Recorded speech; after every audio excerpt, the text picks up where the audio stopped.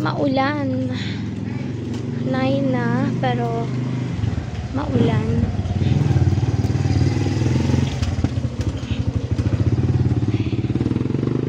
Punta tayo ng palengke.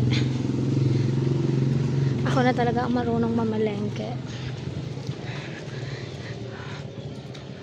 First time ko to ako mamimili ng lahat ng kailangan sa bahay. Bibili tayo ng isda,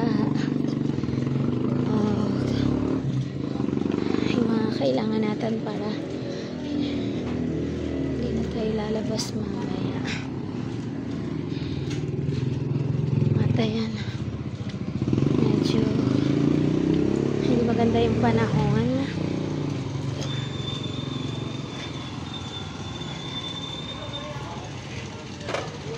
Lakarin lang natin kasi pwede naman pwedeng lakarin. Thanks God, yung aking boses medyo may boses na ako.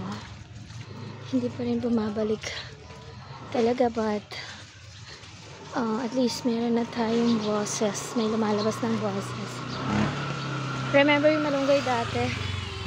Ayan, naubos na yung dahon.